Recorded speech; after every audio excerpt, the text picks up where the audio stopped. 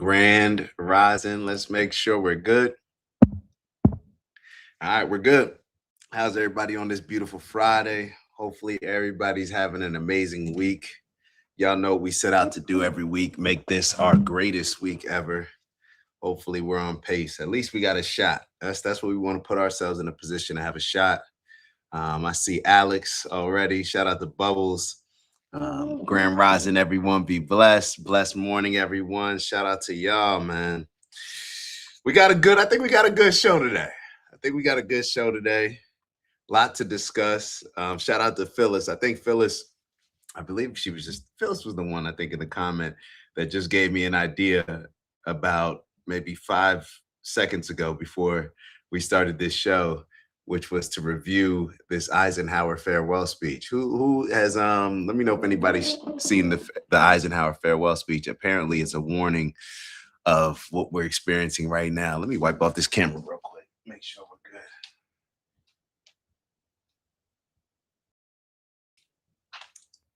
I shouldn't be using tissue. I should be using an actual camera wipe, but it's all good. It's all good. Man, it's been an intense week. A lot of change, and it kind of just a lot of stuff. You never know when stuff's gonna hit you. I just got an alert on my phone, not a bad alert or anything like that, but it's just like sometimes, yeah. It just puts things in perspective. And this is in a good, yeah. It just kind of puts things in perspective. But yeah. So we got a lot to discuss. Let me see what else is on the schedule. And I kind of wanted to play. I don't know if y'all got the chance to see that funny pastor video that I put up yesterday. I don't have the link to it right now. I mean, I could find it, but I was like, you know what? I should start off with that. But we won't. We're gonna get into this first video. I think it's a dope video by Sean Clayton. Sean Clayton is the gentleman. We reviewed his video before.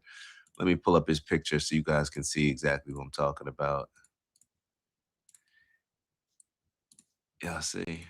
Yeah, this guy. Dope platform, man. If you guys aren't already following him, make sure that you subscribe. He's given the game. He's given a different way to view these things. And obviously, we're getting ready to connect the Simpsons to understanding the book of Revelation. And I don't even know what I was expecting when I first started watching this video, but it discusses a lot of the things that we talk about, like whether or not the powers that be, how they're controlling us, how they're steering us in this direction. Are they guiding us? Are they forcing us? And he had an interesting perspective on it, which he's going to elaborate on. But just from a standpoint that, they have to use our free will. They have to program us to behave and carry out the actions ourselves. And we're going to know exactly why. We're gonna discuss exactly why. So we have that. Maybe we'll check out the Eisenhower speech.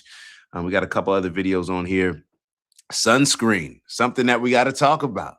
Sunscreen, and so apparently now they're coming out saying that sunscreen is terrible for you. And I gotta admit, Mom, if you're listening on the way to your workout class, I've been telling you for years that sunscreen is causing more damage than any good.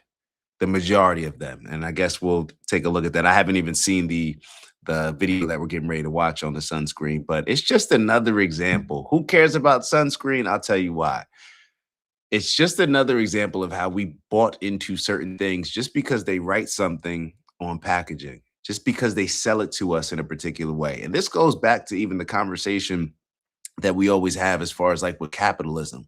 I put up a video yesterday with Patrick Bet David. Oh, come on now.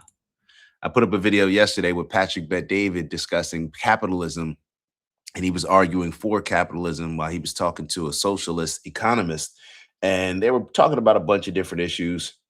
And this particular example is just an example of how capitalism negatively impacts us, right? Whoever has the money has the power. Whoever has the money can put forward whatever marketing they want for a product.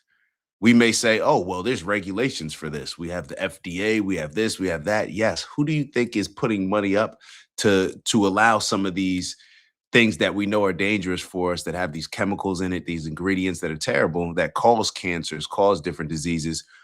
All you got to do is put some money up. We see this when it comes to our politics. So there are a lot of components that we see playing out when it comes to capitalism that put us in a very dangerous and vulnerable position. But we just have to be aware. When somebody's constantly trying to sell us stuff, which it is, capitalist society, what do we think is going to happen? What do we think is going to happen? And that's something I talked about on a previous video, which, what do y'all think about this real quick? And then we'll get into the video. What do y'all think about, like, in a capitalist society, we identify our value, our worth with our job. Our entire identity is based on our job. I was talking to one of my friends the other day, and she was telling me about a guy or something that she was dating. And she was like, no, he's a good guy. And the first thing that she said, yeah, he has his job is this. I'm like, damn, and it just makes you think. We identify whether or not somebody's good or not. The first quality that we typically bring up is their job. When we ask somebody about, when we meet somebody, it's like, hey, what do you do? We ask them about what, that is how we identify everything else. So what's going to happen? This is my question. What's going to happen when AI comes for all of the middle class jobs, all of the jobs that, people got advanced degrees for? What's going to happen when AI takes those jobs? Because it's one thing for AI to be taking Panera employees or McDonald's employees' jobs, or, some of these other jobs that we may be seeing getting replaced with iPads. We get that. But when it attacks the middle class, that big market of people that spend all that money going to college, believing in the system, and those people are no longer able to get jobs, and we're already seeing some of it happen. But what do we think is going to happen right now? Or what's going to happen with that?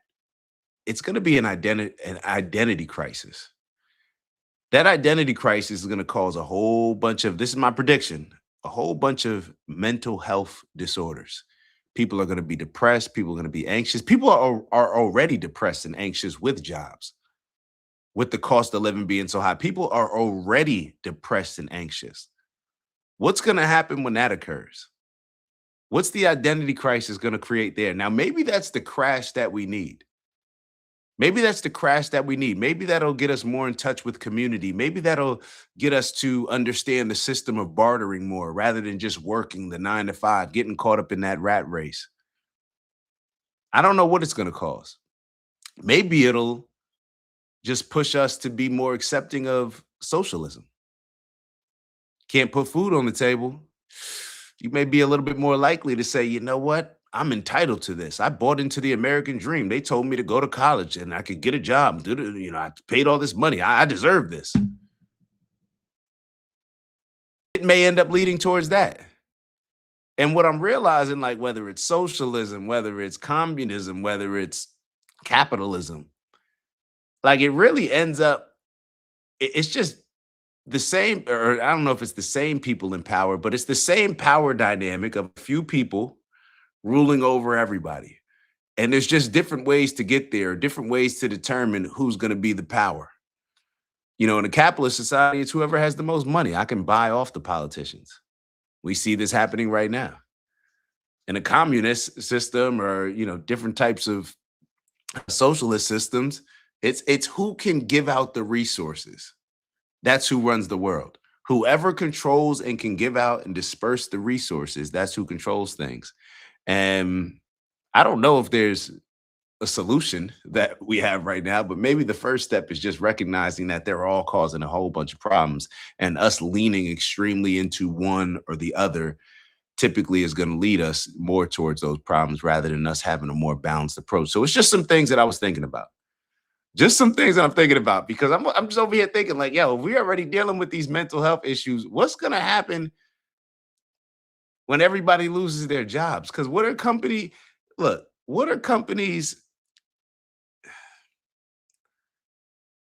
if you ran a company, what would you be trying to do? If you were the owner of a company in a capitalist society, right? What are we conditioned? We're conditioned to have as much profit margin as possible. It's nothing personal. It's just business, right? How many times have we heard that? So therefore, they're going to try to trim the fat. They're going to say, if I could have some type of AI system set up to do this person's job, AI doesn't need sick days. They don't need workers' comp. They don't come in bitching and moaning every day, complaining about they're not getting paid enough. They don't, none of that. And they're going to perform better because everything is algorithmic aligned based on history. So I already have like everything that you have in your mind. I have that plus the minds of every other data point that I collected. Why would I hire you? If it's just from a capitalist standpoint, right? Because we're not talking about just being nice people. We're not talking about morals. We're not talking about principles. We're just talking about just straight capitalist mindset. Everybody in it for themselves. Yo, I'm trying to make as much money as possible. That's what it is. It's a resource game. It's a resource war. We're gonna see. We're gonna see. And that's why maybe this is just another example of how no matter what system that we put in play, if our spirits aren't right, if our morals aren't right, if we're not living by that golden rule of treating others the way that we want to be treated, none of this stuff really matters. None of it matters. And we're getting ready to talk about the book of Revelation. So we're going to get into this. But I think something for us to just recognize is what our blind faith has led to. Like, what has our blind faith led to? What does our blind faith allow us to ignore or rationalize, even though it violates the things that we know that we should be living by? It violates our religious principles. It violates our principles tied to religion or not. Our blind faith. What do we typically have blind faith to? We have blind faith to our favorite sports teams, like we always talk about. We have blind faith to our religion. We have blind faith to our country. We have blind faith to our ethnic group. We have blind faith to our friends. It's the same thing. Yo, if I'm out with my friends, if I'm out with my family and there's an altercation, who's going to sit there and say, wait, no, hey, bro, you were wrong. So I'm going to let them beat your ass because you were wrong. You started that.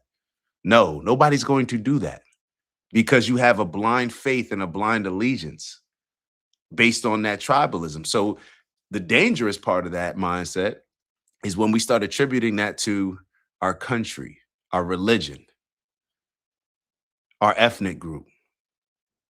Just look at the history of things in the past, why we've justified certain things. Why we justified all different types of slavery, not just American slavery, why we've justified the Crusades, why we've justified funding the war in the Middle East, why we've justified genocides, why Hitler justified a genocide, why we justify war overall, why we come up with insane demonic theories like the just war theory.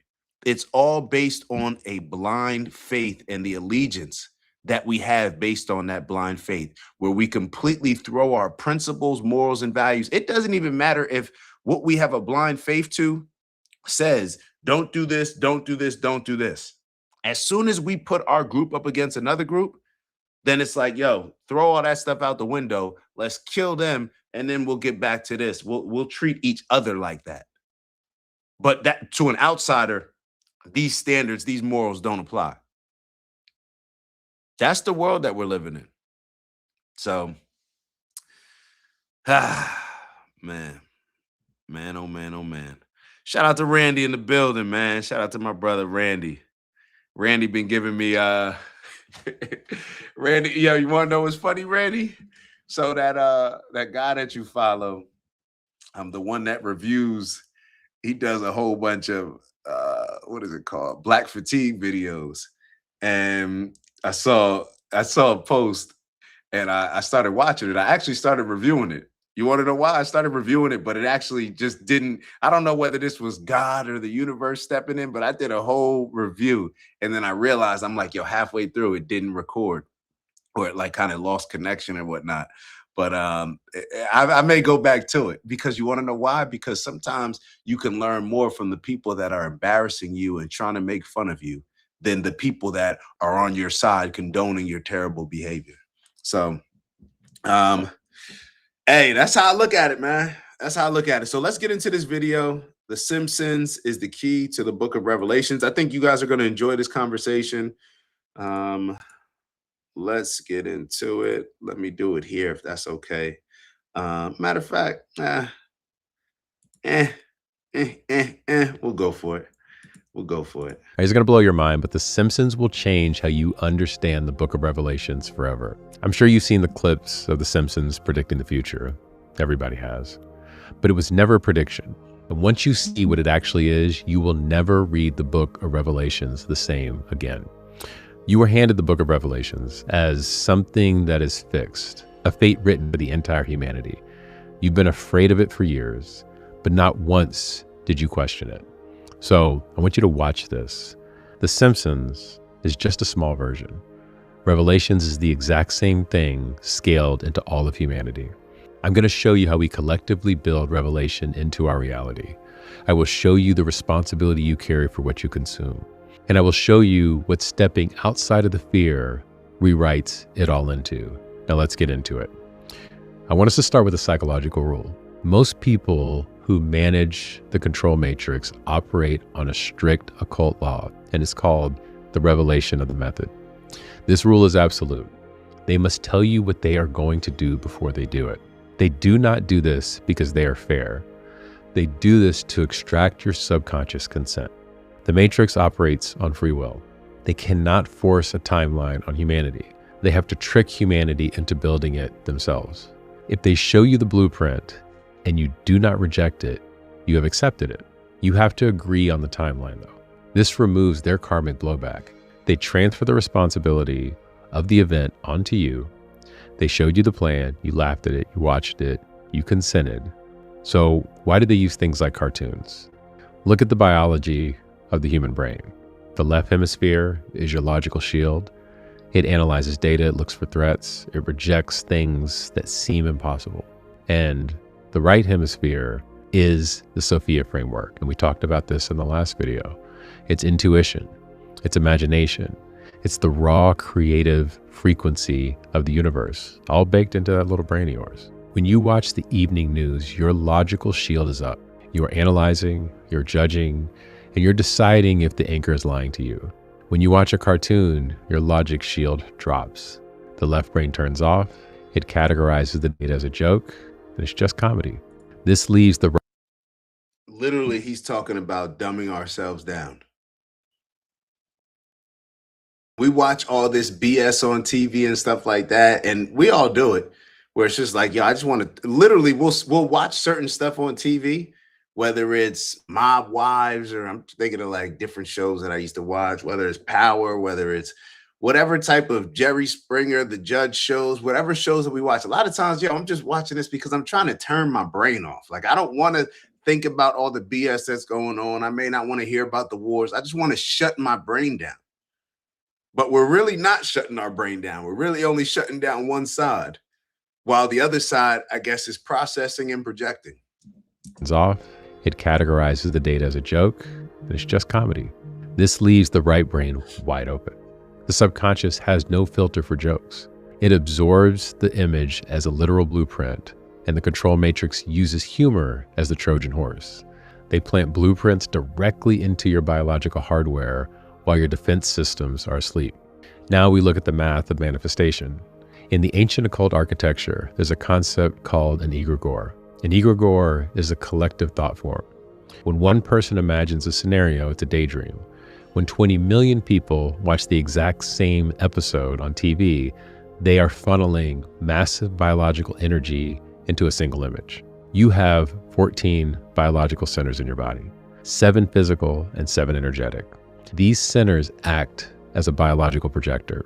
You are a localized manifestation machine or engine. When millions of people visualize a specific political event or a specific global lockdown, they are loading a blueprint into the human 3D printer, which is you. Think about when it came to 2020.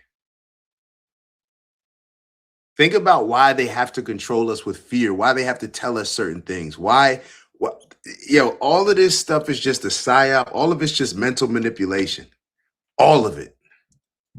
Specific political event or a specific global lockdown, They are loading a blueprint into the human 3D printer, which is you. The writers of The Simpsons are not psychics. They are not looking into the future. They are showing you the script. A lot of them have PhDs from Harvard and MIT and other places. You are the one who builds it. You collapse the probability into physical reality with your attention. Now I want you to take that exact same math and scale it up tenfold. Welcome to the Book of Revelation. The Book of Revelation is the ultimate egregore. It is the greatest psychological trap ever constructed in human history. Rome compiled the canonical Bible. They put Revelation at the very end on purpose. They wanted the final note in your consciousness to be absolute terror. Look at the imagery. Lakes of fire, rivers of blood, famine, plagues, a global beast system that tracks you and controls you. For 2,000 years, billions of human beings have read that book. They have visualized that exact same timeline. They have poured their terror and their biological energy into that specific blueprint. What we focus on grows. Shout out to Mama Lay. What we focus on grows. We have to have some sort of awareness when it comes to this stuff. We're projecting, we're creating, like, if they can get people to believe in something, it's no different than it's funny. We understand this when it comes to sports. I think we understand it when it comes to sports, where if you can get everybody believing in one thing, you ever been on a team where everybody just believed and you say, yo, how were you able to upset this team? Everybody thought y'all were going to lose. Yo, we never thought that we were going to lose. Matter of fact, the only thing we focused on was winning. Everybody had the same mindset, and it's a different feel that you actually had. And now you're creating exactly because everybody's on the same page focused. It's like we understand the power of prayer, or maybe people just do it. I don't know. I assume that people pray because they believe that there's some sort of power behind it. So when you're praying and you're projecting something that you want to happen, imagine if everybody on the planet, or a large percentage of people on the planet, are projecting the same thing, are believing the same thing, are assuming, not even thinking, but just in their mind knowing. When it comes to religion, even though it's something that we can't prove, people don't say, oh, I think. No, part of the commitment to the religion is saying that you have to know, you have to accept this as your word. You have to accept Jesus as your Lord and Savior. You don't question what's in that Bible. You rationalize it based on the decision that you already made that this is true. And you have millions of people projecting these things, maybe billions of people projecting these things. The exact same thing. Imagine the power of that can create from a deliberate standpoint. They were told it was the word of God. They were told it was a fixed fate. So they surrendered to it. They accepted it as inevitable. They became the battery for their own destruction. And we have historical proof to dismantle this now. The book of Revelation was written by a man named John on the island of Patmos. It was not a prophecy about the year 2024. It was a political critique of the Roman Empire in the first century. Look at the number of the beast, 666. The church tells you this is a supernatural demon coming in the future, and that's just a lie. In ancient Hebrew and Aramaic, the letters hold a numerical value, and this is called the gematria. If you take the name Nero Caesar and you translate it into Hebrew, the numerical value adds up exactly to 666. And Nero was the Roman emperor who slaughtered the early mystics. He was the beast of their current timeline. John was writing in code so that the Roman guards would not execute him. He was talking about his present reality, and Rome knew this. But when Rome hijacked the religion at the Council of Nicaea, they weaponized the text. They stripped it of its historical context. They told the masses it was a future prophecy. They turned a political letter into a psychological weapon. I guarantee you didn't know this. Now let's look at the word apocalypse itself. This one's going to get you too. The church taught you that an apocalypse is the end of the world, fire, brimstone, total destruction, right? Let's look at the translation. The word comes from the Greek apocalypsis. Apocalypsis does not mean destruction. It means an uncovering, a revelation of hidden knowledge. The true apocalypse is simply humanity waking up and seeing the control matrix for exactly what it is. It's a biological upgrade. It's an expansion of your consciousness. And the demiurge, our angry god, knew this, and he knew an upgrade was coming. So they hijacked the word. They made you terrified of the exact event that is meant to set you free. The blind creator god is the demiurge. The demiurge feeds on literal human fear. So the book of Revelation is the demiurge battery system. And if you believe the world must end in blood and war to trigger the return of Christ, you must tolerate a world of blood and war. Yo.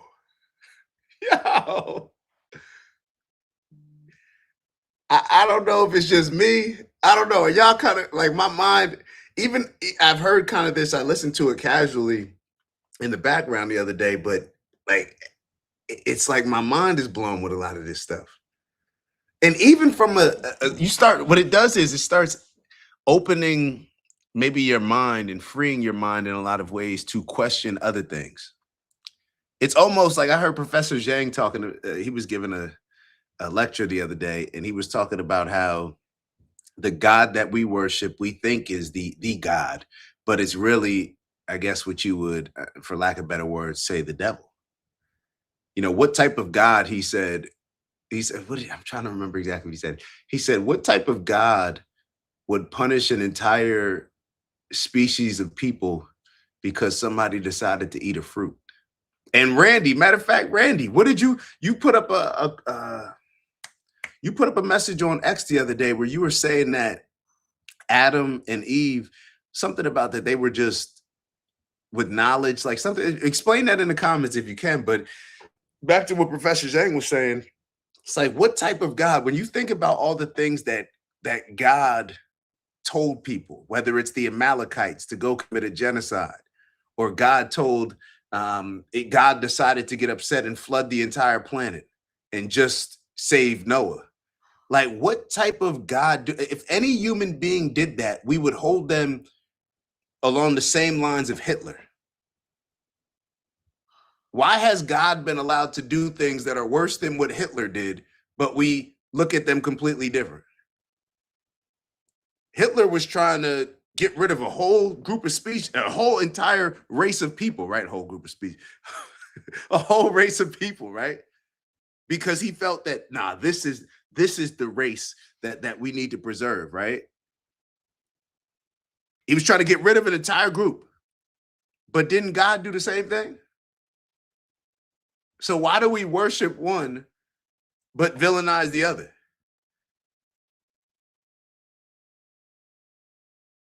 What if Hitler believed that, you know what? We got to get rid of these people. You know, these people are terrible. They're evil. They're demonic. We got to get rid of them. And the only way to save the planet or save this country is to get rid of these people. Obviously, that is an evil thing to do. But why is it so obvious for us to point out that evil, but for us to not even question when it comes to God doing it? And then if God's the example that we're aspiring to be like, God, I have to put air quotes on it, then why would we not follow suit? And a lot of people probably will be hearing this and be trying to rationalize whatever. Well, there was too much evil on the planet, or so if there's a bunch of evil people, we should just be able to just kill their entire race of people. Oh shit. I guess that's the justification that we give for committing a genocide against Palestine, right? Do we see what's playing out right in front of us? Like, is this like I don't understand what we're not seeing. Do people just not care? Because that's more understandable than us acting as if we just don't realize what's going on here and that we're not participating in it. And you will not try to fix it. You will assume it's part of the divine plan, right? And the book of Enoch explains this management layer. The church buried the book of Enoch, and we talked about this on the last video, because it exposes the archons and the watchers. So the archons are the architects of the control grid. They set up the matrix to farm human energy, and they rely on your consent. They need you to agree to your own enslavement. And the church labeled the archons the watchers and the ancient angelic forces as demons. They demonized our true energetic framework so we would disconnect from it. They trapped us in a closed loop, and the control matrix shows you a timeline of absolute slavery and destruction. We've been living in it all our lives. They call it prophecy, and you've agreed to it out of your own fear, and your biological hardware builds it for them. So it's crazy to think you are actively manifesting the apocalypse because the Roman New York Times told you it was required. Look at the mathematical contradictions. It's everywhere. In the Gospel of Thomas, Legion 3, Jesus said, "The kingdom is inside of you." In Luke chapter 17, he says the kingdom of God does not come with observation. In John chapter 10, he tells the crowd, "Ye are gods." Jesus taught absolute human sovereignty. He taught that the kingdom is a biological frequency. It is internal, and it's available right now. The book of Revelation teaches the exact opposite. It teaches that the kingdom requires global war. It teaches that the kingdom requires a wrathful God dropping out of the sky to slaughter his enemies. You cannot have both. One is an activation protocol for a sovereign human. The other is a fear blueprint designed by the archons. Yeshua's actual purpose was overriding the archon control system. He was showing humans how to bypass the demiurge entirely. And he did not just come to bring a bloodbath. He came to show you how to turn off the external projector and to activate the internal one. And this brings us to your responsibility. In Matthew chapter 6, verse 22, Jesus gives you the exact physics of consumption. He says, "The eye is the lamp of the body. If your eyes are healthy, your whole body will be full of light." He wasn't talking about the physical vision. He was talking about focus. He was talking about where you put your attention. What you look at matters. What you consume matters. What you visualize, you authorize. I'm starting to have all these thoughts in my mind. Religion may be the most emasculated thing ever created. Religion, people accepting religion may have been that may have been the first start to men just deciding to be slaves and deciding to have an oppressed mind and deciding to just believe in something that they knew probably wasn't true and couldn't be proven, even if it was. This was just the first step. There's people, and what's so crazy about it is there's a whole bunch of religious people that believe that they are somewhat that they are the people that are aligned with God. Most religious people believe that they are aligned with God. Even though that religion, that blind faith, that blind loyalty corrupts this planet more than anything else. Religion, believing in religion may be the most emasculated thing that you can be or that you can do. I'm really starting to believe that.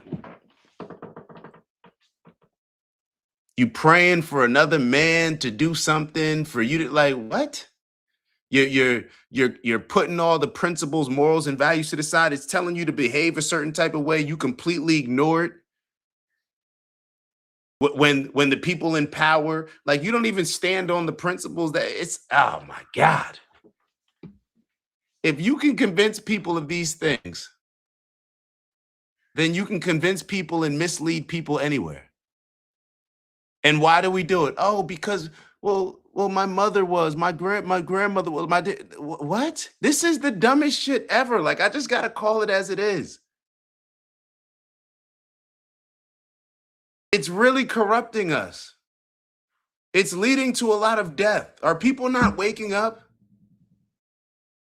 We can easily call out politics and say politics is terrible. It's all evil. It's all that. What about this?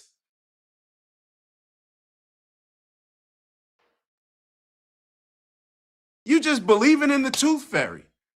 Grown ass men just believing in the tooth fairy. Every time. Whenever you consume fear-based media, you are feeding the egregore. Every time you fixate on the beast system, you are giving it power. Every time. Vons, why are you in my group chat talking about your wedding cruise next year, bro? Stop writing messages about your wedding cruise. Are you retarded? Like, what are you talking about, bro? And I'm sorry to lash out, but that's like the second message that you wrote, bro. Time you obsess over a cartoon prediction or a doom scroll, you are loading that blueprint into your 14 biological centers. You have total responsibility for the blueprint you are allowing into this biological projector. So then the question is, how do you stop it? Number one, you have to step outside of fear. Number two, you have to withdraw your consent. That's the free will choice. The timeline of Revelations only exists as long as humanity agrees to build it. It's a psychological suggestion, and it's the cartoon script scaled to the entire planet. And it's not a fixed fate. It doesn't have to be. When you understand the demiurge bait and switch, you stop feeding the battery. You stop expecting a violent apocalypse. You stopped wanting to be rescued from a burning building. And you return to the original math, and you remember the Sophia framework. The next phase of humanity is not the destruction of Earth. The next phase is the activation, finally, of the sovereign human. You rewrite the timeline by taking control of your own frequency. You anchor the Christos logic and the Sophia intuition inside your 14 biological centers, and you can do it today. You rebuild the tower inside your own biology. The apocalypse is here, but it's not the end of the world. It's the lifting of the veil that's been shrouded over your eyes your entire life. So do me a favor. Stop watching their cartoons. Stop building their apocalypse. It is time to take your power back. It is time for us as humans to evolve this thing we call religion into a sovereign protocol that will allow us to create miracles here on Earth. Bro, I really like this guy, and I know somebody was asking exactly what his page is. His name is Sean Clayton. Oh, his page is Sean Clayton. For some reason, I thought that his page was under something else, but his page is Sean Clayton, bro. And you know what's so funny? Vaughn just wrote another dumb comment. Why are you so focused on religious beliefs? We need to be aware that the majority of men on this planet, the majority of people on this planet have no concern about the world that we're living in and how demonic it is.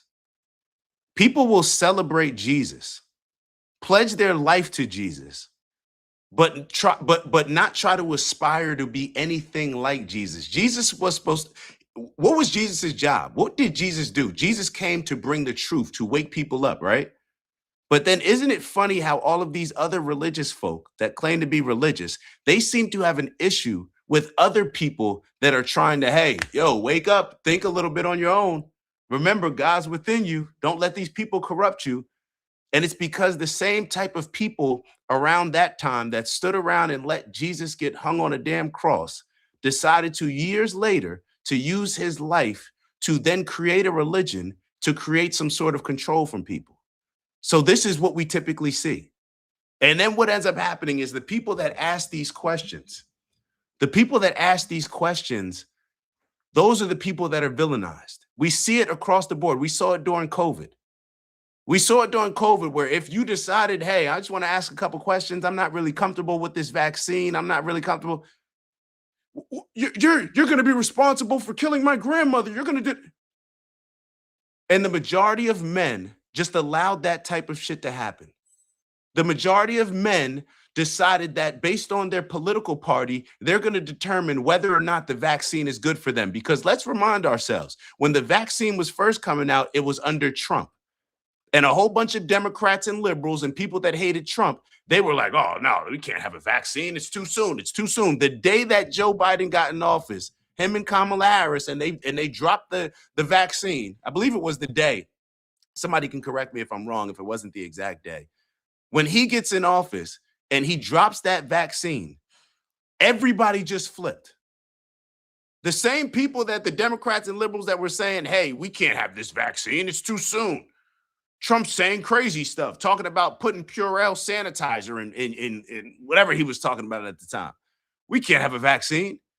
But then people just went for it because we are living during the most gullible times. And whenever we have these atrocities that we look back on, I know that one of the only things that we talk about in America is slavery. But whenever we have all of these atrocities that we look back on and we sit back and wonder, damn, how could this have happened? It's because the majority of men decided to allow it to happen.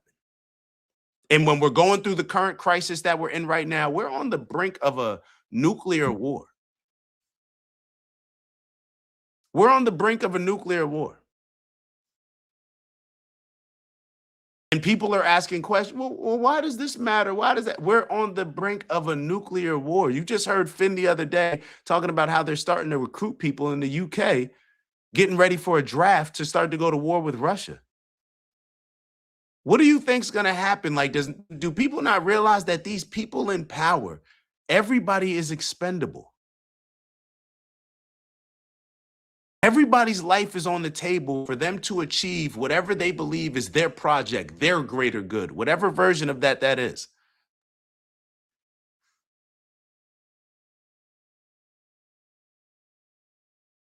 And we got a bunch of men saying, well, why are we talking about this? Let's go fishing.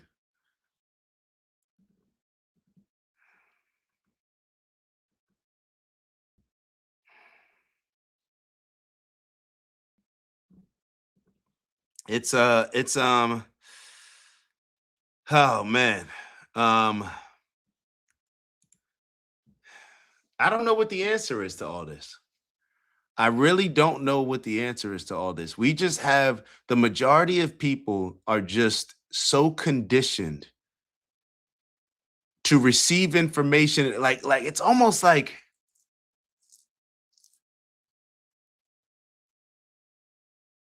I don't want to put it that way. But it's like you ever just been around people that are just so much like you're like people that are just scared, fearful, punks, cowards. And you just see that they're okay with just allowing themselves to get violated, okay with allowing their friends to get violated. And it's like we just are conditioned to be that right now. Yeah, yeah. And nothing against people gonna be mad when I'm talking about the fishing. Nothing wrong with the fishing. Sometimes we do need to go fishing and get our mind right. Even though leave the fish alone, man. Leave them fish alone. That's one thing that I do struggle with. I haven't even so even I'm back eating meat, fish, everything else, but the fishing, and I used to love fishing. Matter of fact, Vons and I used to go fishing every week.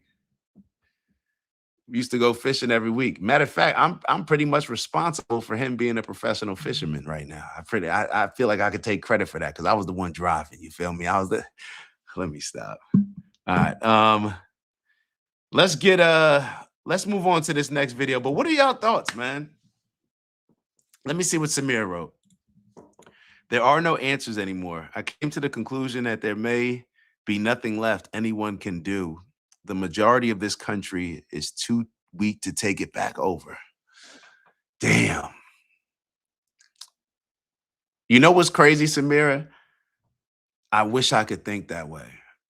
Like I envy a lot of these people that you guys may see me getting upset with. I envy them. I envy the fact that people can just wake up and ignore this type of stuff.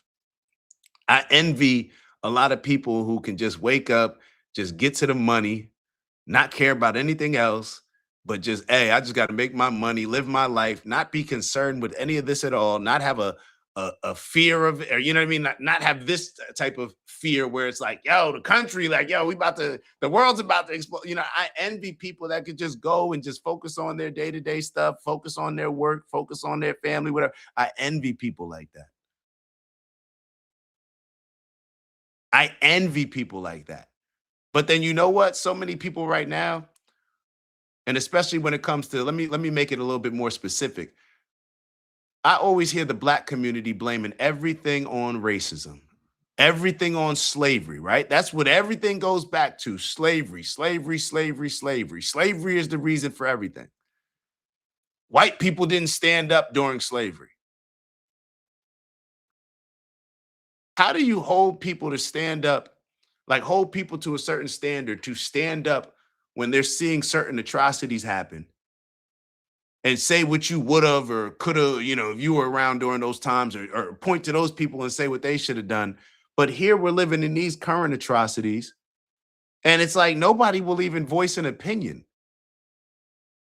Nobody will forget voicing an opinion. Nobody will even just take the time to just think on their own, to maybe take a step outside of their blind faith that has contributed to so much death around the world, that has contributed to us justifying and rationalizing killing people and violating the very words that we say that our blind faith, our allegiance based on the religion and the religious principles.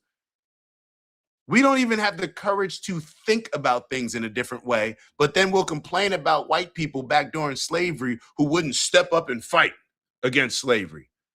You don't even have the courage to think outside your religious box. And you want people to have the courage to stay like it's insane. It just doesn't make any sense to me.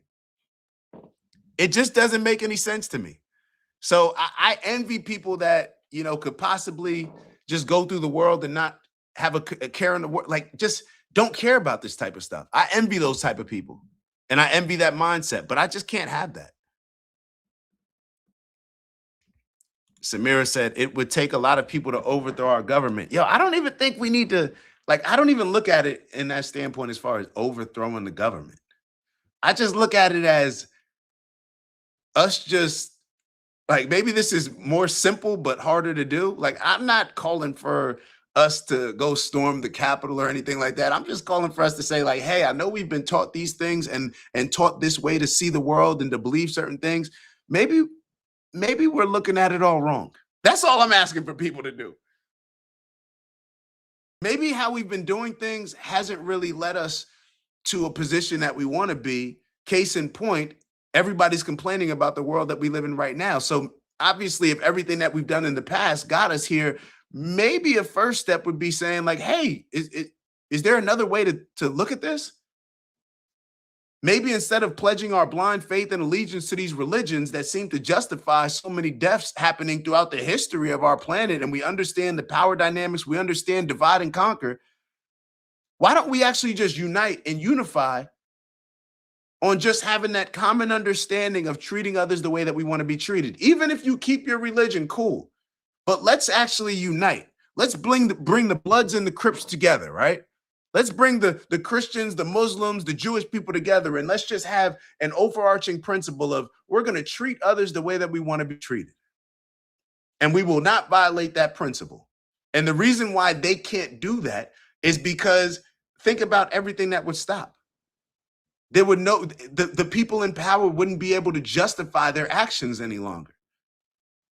But think about what it would also do. It would stop all of these wars that we see happening right now. It would force us to come up with solutions to problems that work better and that operate outside of, oh, let's just go to war. You need oil, so we need to kill people? And it's just so natural for us. So maybe what I'm asking is just people to just step outside this box. Hold on. All right. Hold on. Let me see. I'm trying to catch up with y'all comments. Man. Let's see. Let's see. Antifa, BLM, small but affected big changes. Yeah.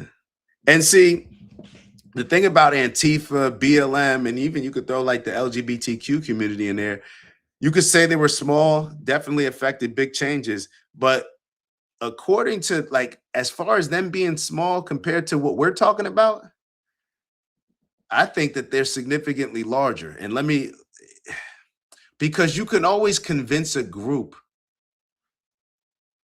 One, they had a whole bunch of backing. See, I don't think there's a lot of backing for people to think on their own and maybe step outside the religious doctrine for a second, or maybe step into the religious doctrine, step into that new covenant. Really, really understand the New Testament. Really understand why there was a need for the New Testament. And then look around at the world we have today. So maybe whether it's stepping into it, stepping out of it, maybe it's just not going along with what we see happening in the world right now that we know clearly is a violation of these principles that we should be following. I don't have to read any book. If I was just dropped on this planet right now and I didn't read any book, there's certain things that I would be able to look at and say, hey, why are those people killing each other? Why are they dropping bombs on? Yo, they just killed these kids. Oh, our tax dollars pay for it. Damn, you're paying for that? And then I just saw, hold on. Shout out to you, Bubbles. Did you hear about the government voting the other day to go ahead and merge our military with our greatest allies? Um,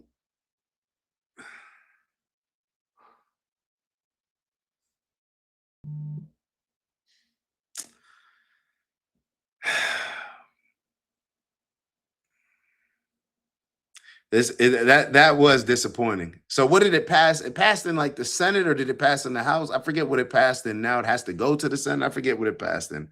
But this is to merge our military with Israel.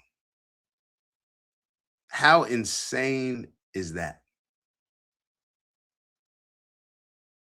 To merge our military with Israel.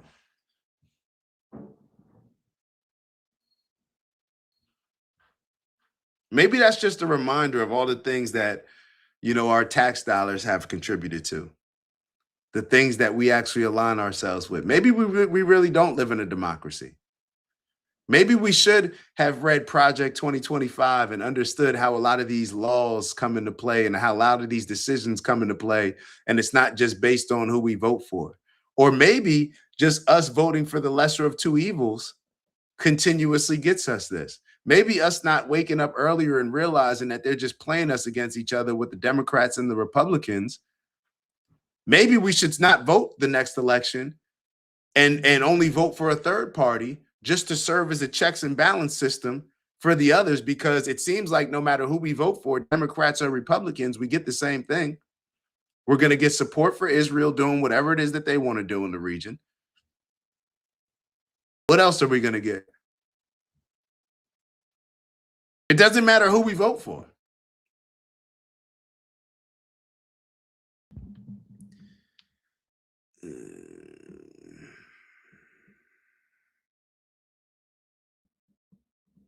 If people quit buying new and from big stores and only bought from local businesses, it would change a lot very quickly, but it would take the half of the country to do that.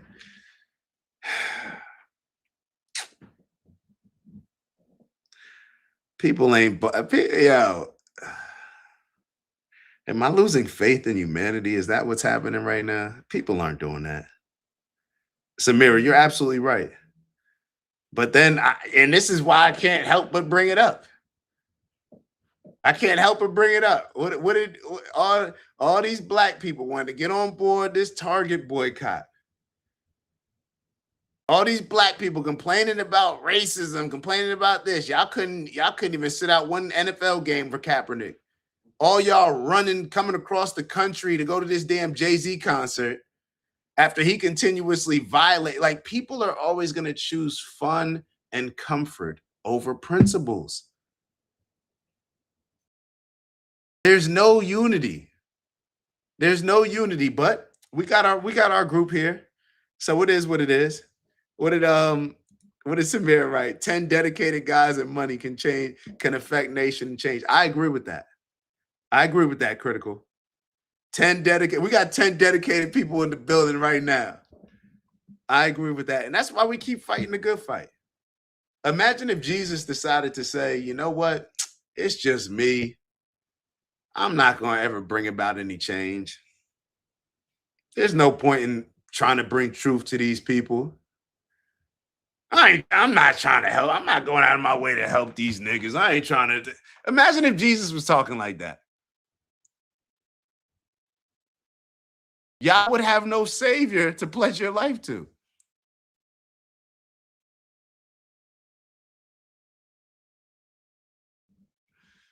Man. We need a dedicated billionaire. Somebody go find us a dedicated billionaire. And this is my point that I was talking about when it comes to the country. I don't want a revolution. Shout out to Alex. I want an awakening, so a peaceful resolution, transition can happen. Just changing the way that we think. And we do this from time to time, but it just seems like we always allow, as soon as we change our thinking, we allow, like, they hijack that thinking and just pivot wherever it is that we were going. It seems like everything is always hijacked in a way, and all they'll do is they'll just create more polarization. If people are coming together, what are the powers that be going to come in? Nah, we got to divide and shake this shit up. We gotta, hey, maybe we need to drain some of these resources. You want to control a bunch of dogs? A bunch of dogs getting along. If a bunch of dogs are in a cage and everybody has food, there's plenty of a steak to go around. Yo, things cool. You know, yeah, where you from? Like, all right, we good. Limit the resources in that particular area, and then see how everybody turns on each other. So there's just different ways that they hijack it. Awakenings only come through fire at this point in human evolution, in my opinion. It comes down to whether you are willing to lose everything for what you believe or not. A lot of times it does. A lot of times it does. And that maybe is one of the problems, again, when it comes to capitalism. Not that I'm into another system. Like I'm, let's figure out something new. None of these systems have worked. It's like people arguing, well, this, none of the systems have ever worked. Look where we are right now. And in a capitalist society, when you have things running on money, you can always convince people with money. You can always convince people by limiting their resources, whether it's money or anything else.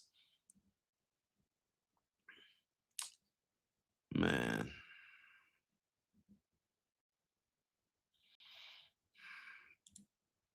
Critical said, do you know the 5D chess of why they merged our militaries? I don't, bro. Oh, it will not allow us to attack NATO members.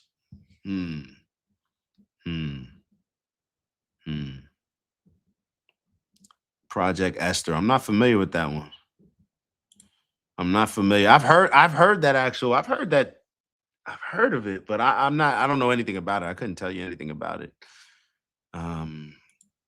Once they get 1 billion, they can get eternal life on Earth. They won't care about us. Look up the Tomb of Gilgamesh. They discovered it in Iraq, and the United States invaded Iraq shortly after. Hold on. Let's move into this Eisenhower speech. Shout out to Phyllis. She shared this with us.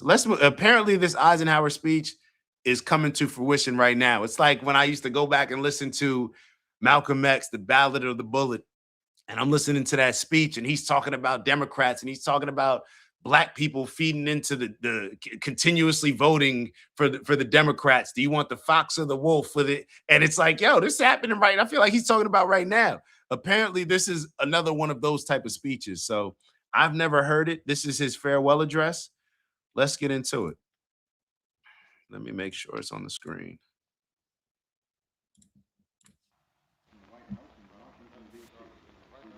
From the White House in the office of the President of the United States, we present an address by Dwight D. Eisenhower. This is the farewell address for President Eisenhower, whose 8 years as chief executive come to an end at noon Friday. Mr. Eisenhower has chosen this time for his final speech. Ladies and gentlemen, the President of the United States. Good evening, my fellow Americans.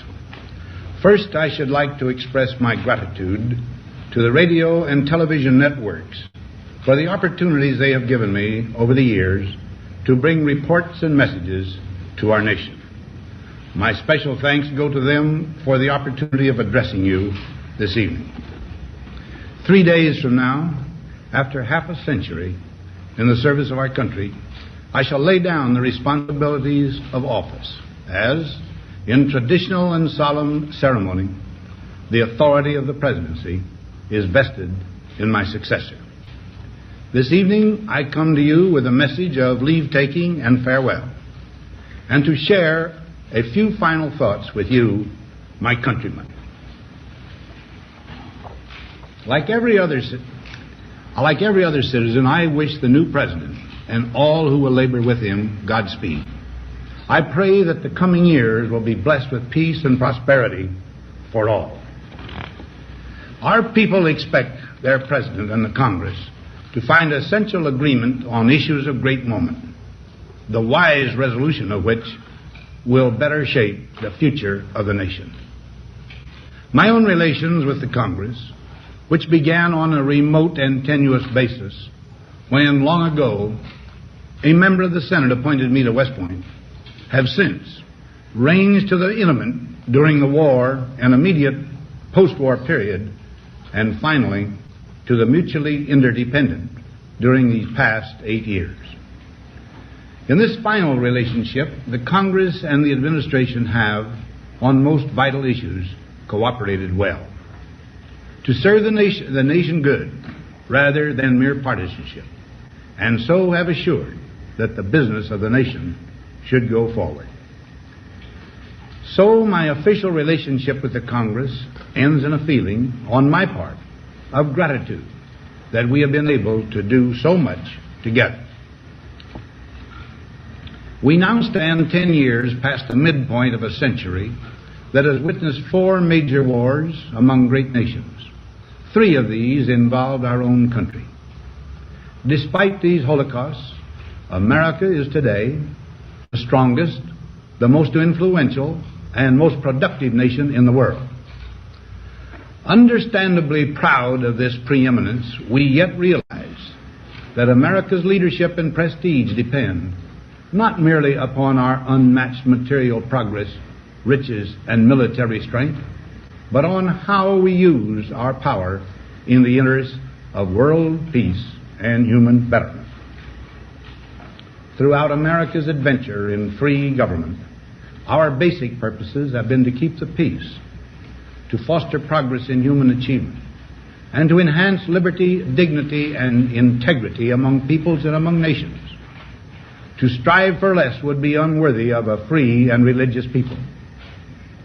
Any failure traceable to arrogance or our lack of comprehension or readiness to sacrifice would inflict upon us grievous hurt, both at home and abroad.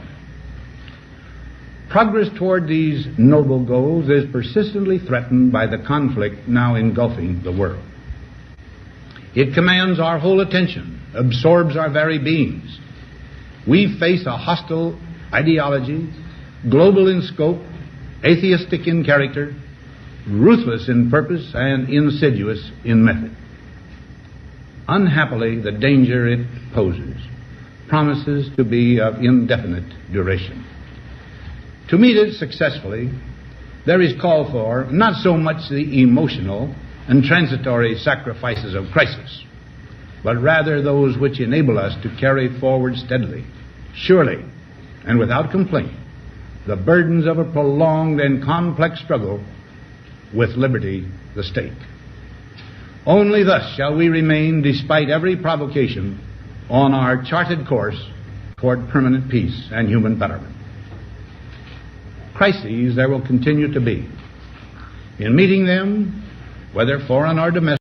Hold on, I want to see what he wrote about, what he said about peace. Right. Only thus shall we remain, despite every provocation, on our charted course toward permanent peace and human betterment. Crises there will continue to be. In meeting them, whether foreign or domestic, great or small, there is a recurring temptation to feel that some spectacular and costly action could become the miraculous solution to all current difficulties. A huge increase in newer elements of our defenses, development of unrealistic... This is my first time hearing this, so I'm just trying to process all this. Hold on. There is a recurring temptation. I wanted to... Hold on. Whether foreign or domestic, great or small, there is a recurring temptation to feel that some spectacular and costly action could become the miraculous solution to all current difficulties. A huge increase in newer elements of our defenses, development of unrealistic programs to cure every ill in agriculture, a dramatic expansion in basic and applied research. These and many other possibilities, each possibly promising in itself, may be suggested as the only way to the road we wish to travel. But each proposal must be weighed in the light of a broader consideration, the need to maintain balance in and among national programs. Balance between the private and the public economy. Balance between the cost and hoped for advantages. Balance between the clearly necessary and the comfortably desirable. balance between our essential requirements as a nation and the duties imposed by the nation upon the individual, balance between actions of the moment and the national welfare of the future. Balance. I've never heard this speech, so I'm just trying to process everything. But when he talks about balance, how many times do we bring up that word when we're having these conversations? How many times do we bring up balance? When we look at our government, is it balanced? When we look at the things that we place blind faith in, is it balanced? All of these things that we seem to look at, and we talked about earlier about the atrocities or things that are just not moving in the right direction, things that don't seem to align with our principles and morals. They're all based on us justifying them, even though they have no balance at all. It's just like us justifying certain things because of the extremism, because of the polarity of things. See, we look at it in our minds as, oh, okay, the Democrats and Republicans, that's a balance. No, that's not balance. You need something in the middle. You need some type of common sense understanding, maturity, rather than just everything being extreme. Having two extremes is not balanced. Having the majority of people in the middle is balanced. Good judgment seeks balance and progress. Lack of it eventually finds imbalance and frustration. The record of many decades. Is it balanced to say that, almost a good example maybe, the dynamics between Israel and Palestine, is that balanced? Is the dynamics between, well, yeah, they're both killing each other. Like, okay. And I'm not even talking about balanced as far as Israel's response to it. What I'm talking about is the ideology as far as the balance. You could say that in a lot of ways, those two groups are closer together than a lot of others. They're willing to fight, kill, die, whatever for a piece of land. They're both willing to do it. They're willing to go through whatever. Now, you can obviously criticize different groups. We've done all that before, but I'm just talking about from an ideology standpoint. Their ideologies of what they are willing to do in order to protect what they believe is theirs are very similar. But this is not a balanced situation. It's an extreme. It's leaning into one particular group in an extreme way. Having an extreme Giants fan with an extreme Cowboys fan is not balanced. That's not going to, you put those people in a room, that's not going to be a balanced room. It stands as proof that our people. It's going to be, or I guess it depends on how we look at balance.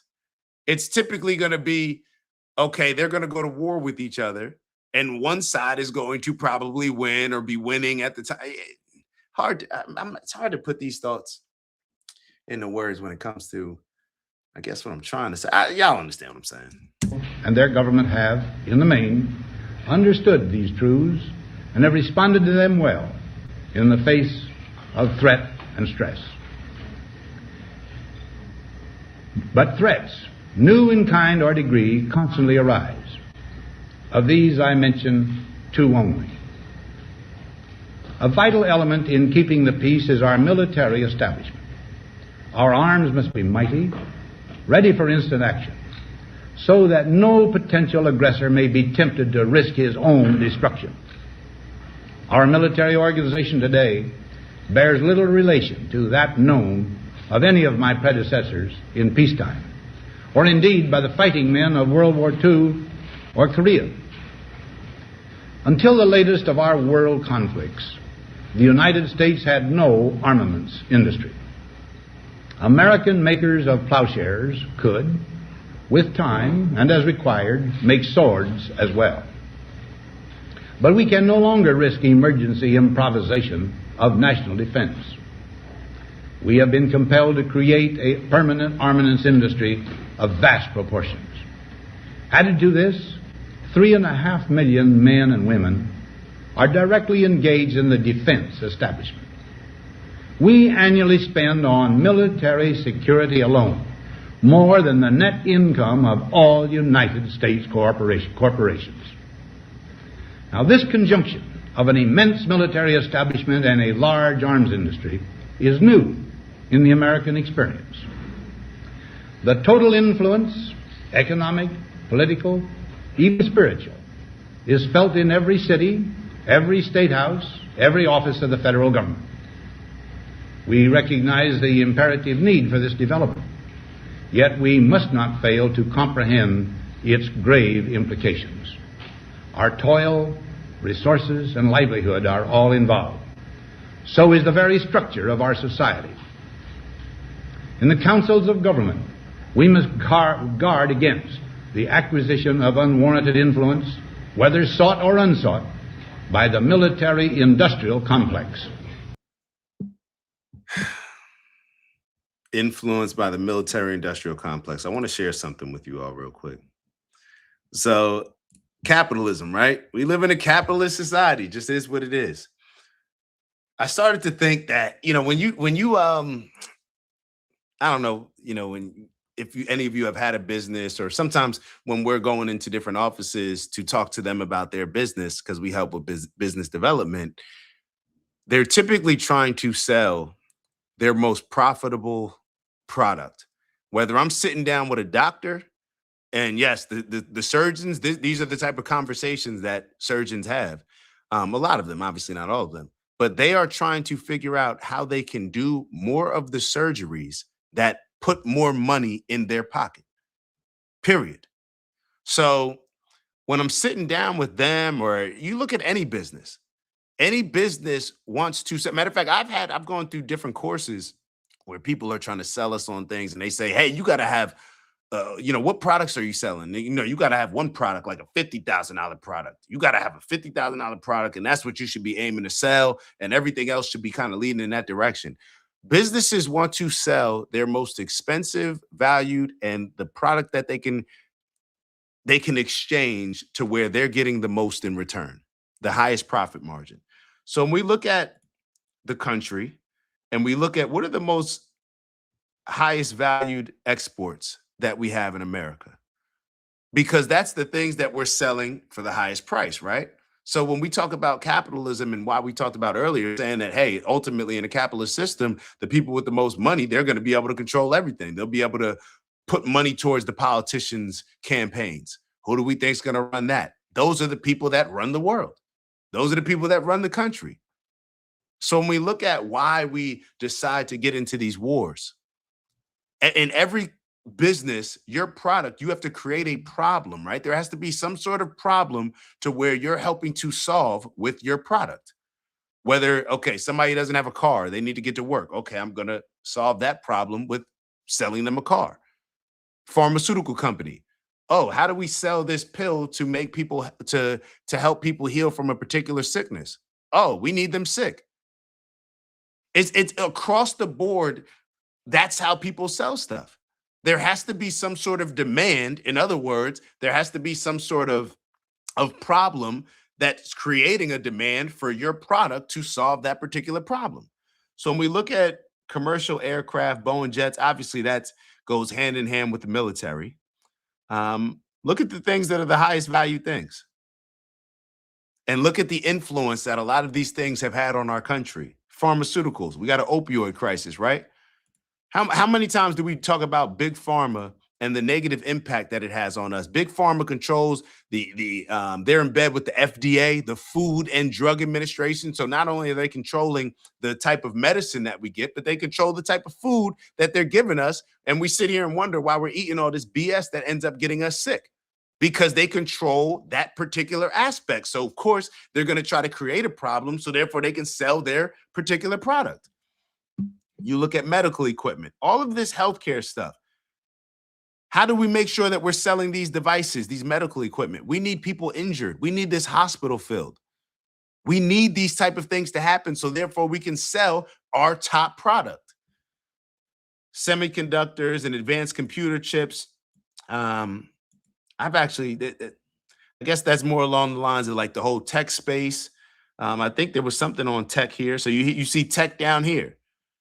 The value of data, the value of tech, the value of all these advancements, the value of these computer chips. Don't these computer chips, like, don't they like control certain energy or certain things. I'm not as familiar with the computer chips.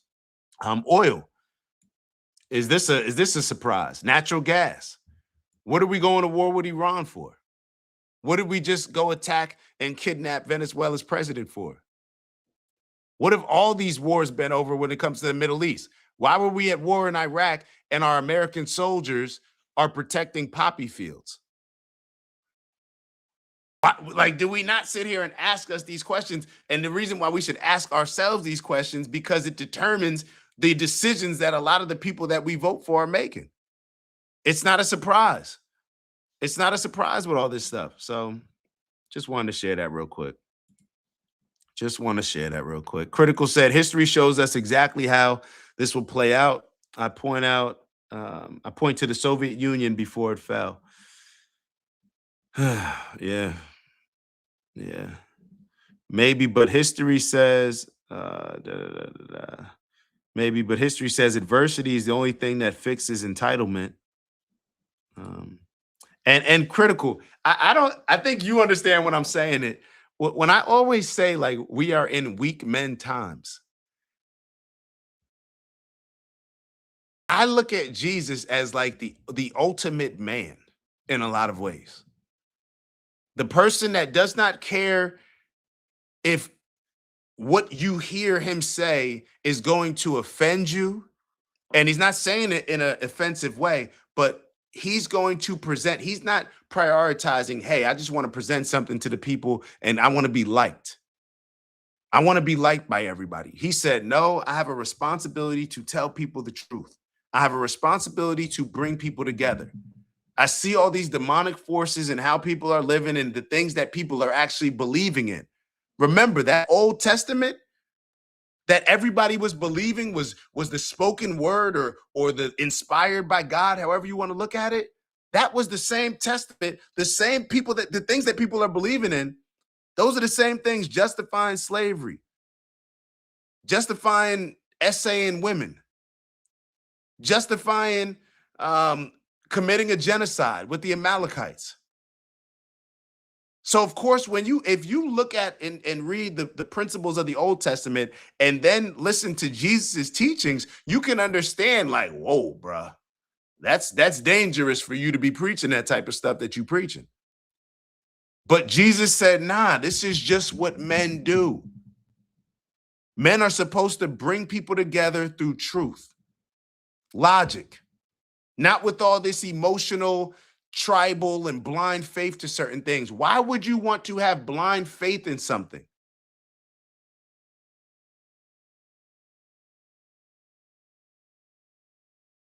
Look at the things that we're turning the other cheek, we're closing our eyes on.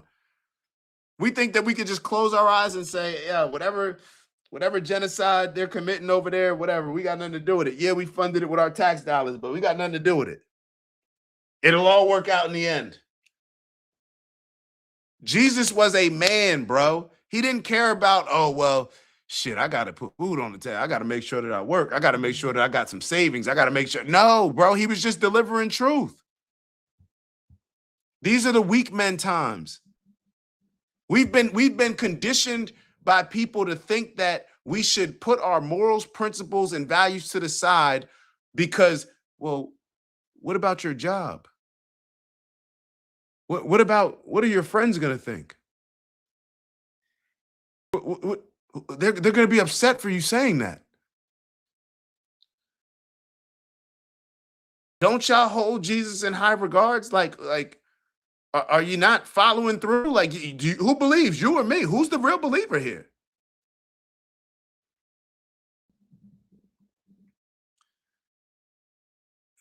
All right.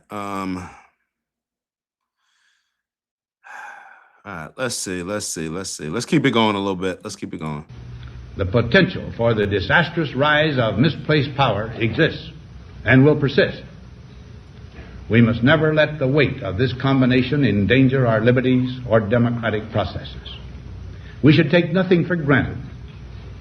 Only an alert and knowledgeable citizenry can compel the proper meshing of the huge industrial and military machinery of defense with our peaceful methods and goals. so that security and liberty may prosper together. Akin to and largely responsible for the sweeping changes in our industrial military posture has been the technological revolution during recent decades. In this revolution, research has become central. It also becomes more formalized, complex, and costly. A steadily increasing share is conducted for, by, or at the direction of the federal government. Today, the solitary inventor, tinkering in his shop, has been overshadowed by task forces of scientists in laboratories and testing fields. In the same fashion, the free university, historically the fountainhead of free... Hold on. What? When he's talking about the labs and the testing, what? Whoa. I got to go back and listen to that. He's talking about a whole lot, and I honestly just may not even be as familiar with the history of what's going on at this time to really connect a lot of these dots. I know Critical is familiar because Critical's been telling me for a minute to check out Alan Dulles, the Dulles brothers, and let me is conducted for, by, or at the direction of the federal government.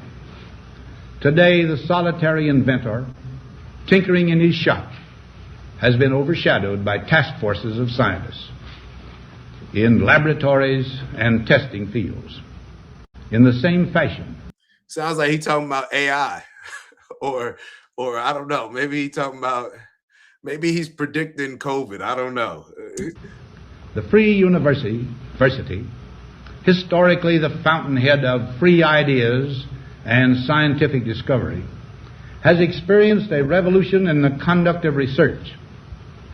Partly because of the huge costs involved, a government contract becomes virtually a substitute for intellectual curiosity.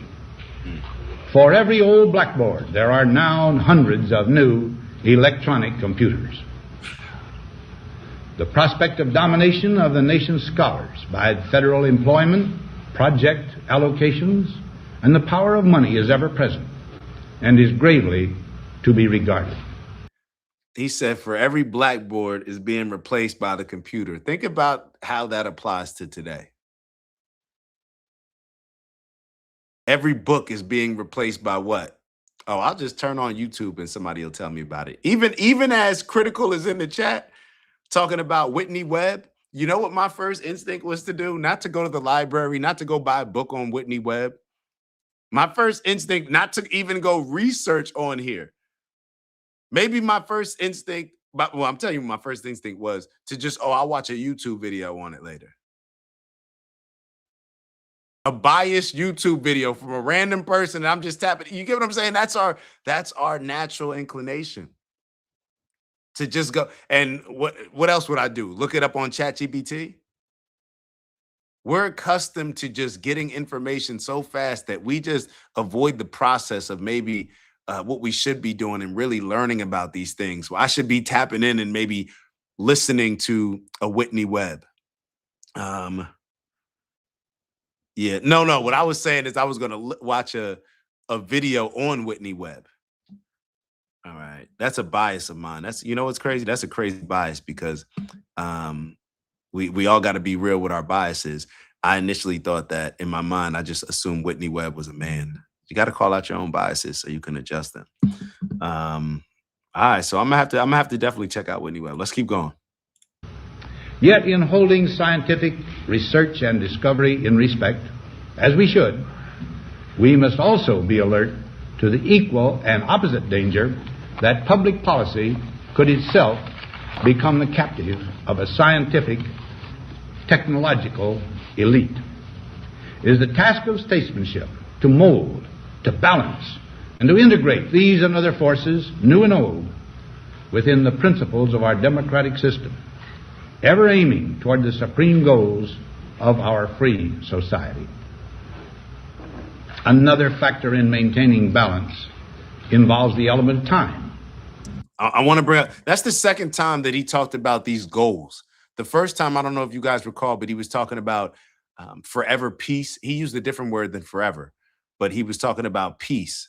And then he talked about being free. What is he like? These words, maybe they mean something different to everybody, but when you talk about peace, we don't approach anything based on peace. We approach everything based on what do we need, what is good for us, what's good for our tribe. And then when it comes to being free, free in our minds, first thing free in our minds from all of this indoctrination that has us thinking and moving to the point where we've arrived exactly here. Supreme goals of our free society. Another factor in maintaining balance involves the element of time. As we peer into society's future, we, you and I, and our government must avoid the impulse to live only for today, plundering for our own ease and convenience the precious resources of tomorrow. We cannot mortgage the material assets of our grandchildren without risking the loss also of their political and spiritual heritage. We want democracy to survive for all generations to come, not to become the insolvent phantom of tomorrow.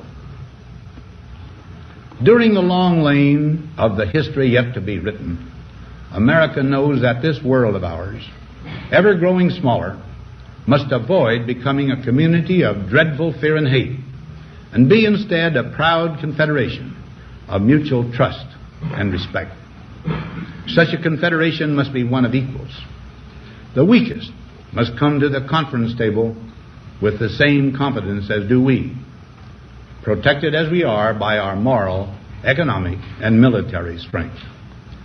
That table, though scarred by many past frustrations, cannot be abandoned for the certainty agony of disarmament of the battlefield. Disarmament with mutual honor and confidence is a continuing imperative. Together we must learn how to compose differences, not with arms, but with intellect and decent purpose.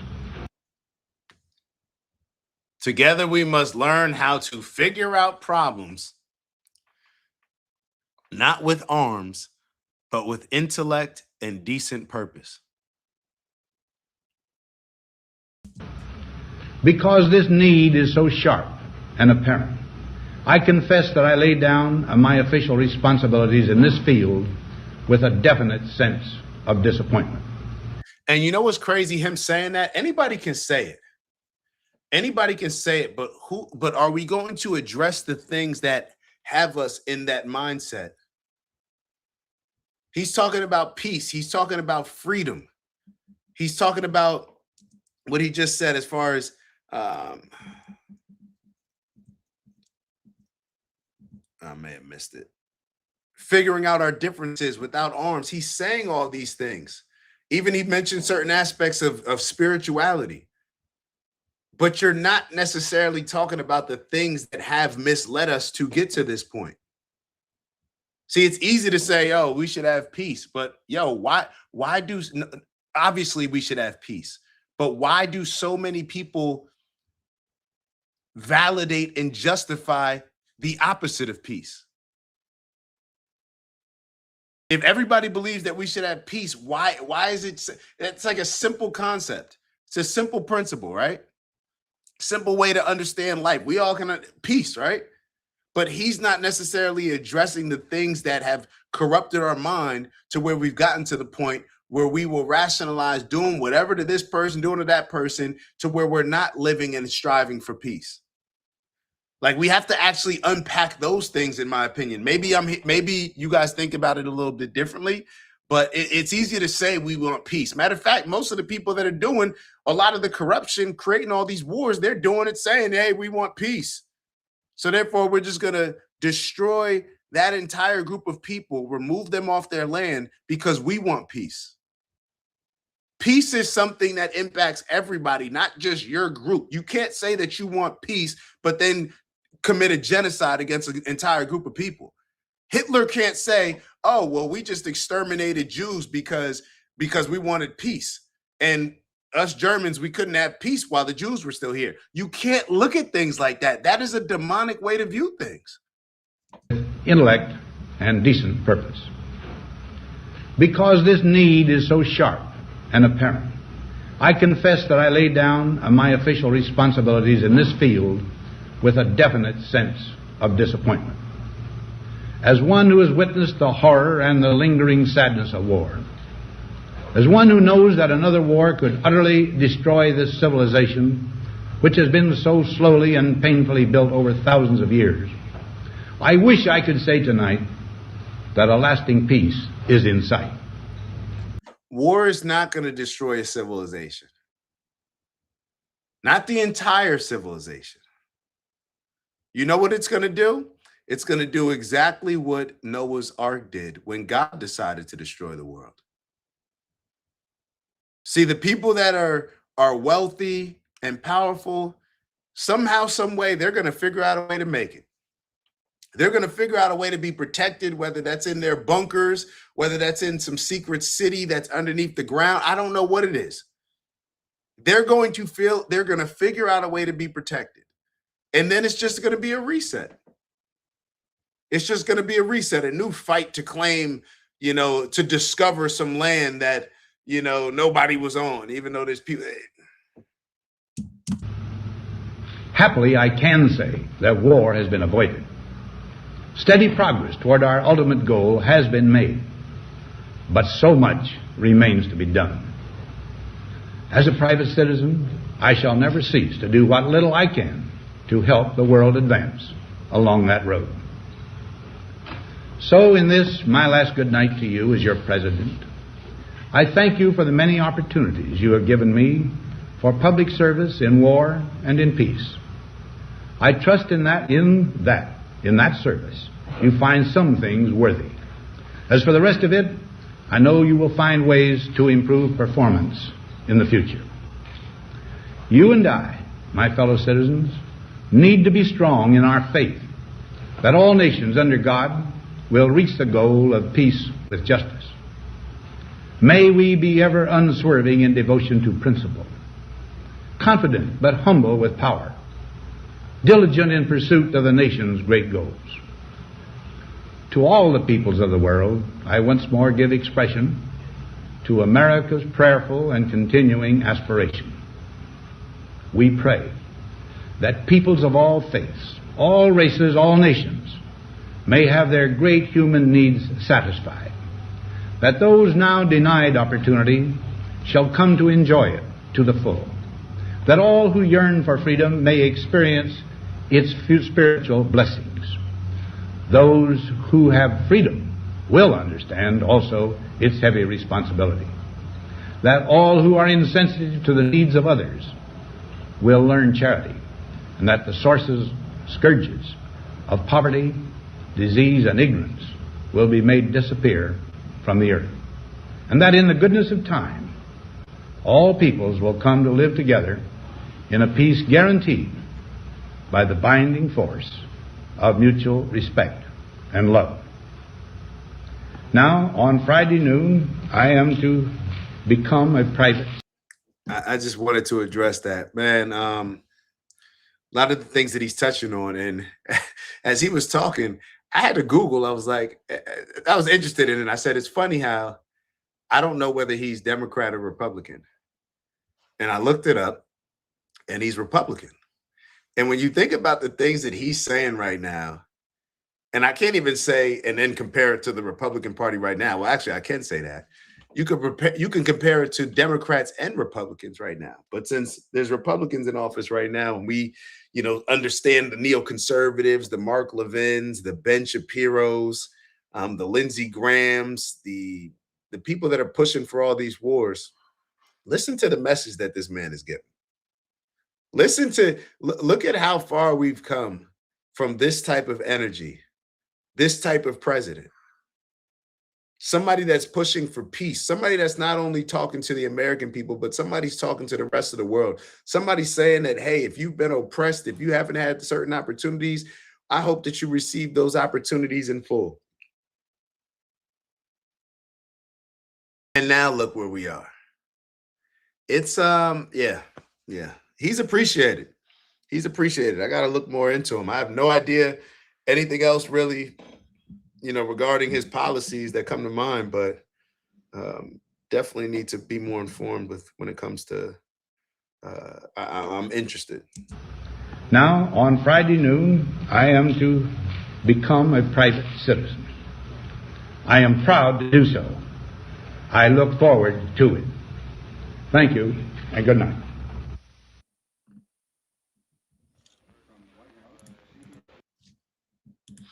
Dope. What y'all think, man?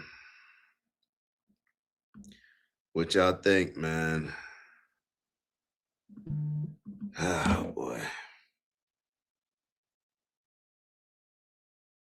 Oh, man. Hold on. Hold on. I wasn't going to play this video. And I had this video saved, but John just got to bring it up. All right. No, we got to. Hey, it is what it is. It is what it is. Israel's far-right Minister of National Security, Itamar Ben-Gvir, joined thousands of Jewish extremists who stormed Jerusalem's most sensitive holy site on Thursday. I want to play two videos now. I actually want to play two videos. The first one is the Ben-Gvir video, but I also want to play, I want to see if I can find, there was a video that I came across where it was actually a bunch of Jewish people supporting Mamdani, Jewish Orthodox Mamdani, because I hate how these pictures get painted. Yeah, this is it right here from the Voice of the Rabbis. I hate how these pictures get painted through the lens or the voice of just the most extreme people. I really do hate that. So I want to make sure that I'm delivering some balance to this while also calling out the BS. So actually, we'll watch the Ben-Gvir video first. But yeah, something's wrong with him. Something is wrong with him. Let me share this Jimmy Dore. Can you guys see it? No. All right, there we go. Take a look at this video. Wasn't even gonna play it. I had it the link there, and I was like, maybe we won't get to that.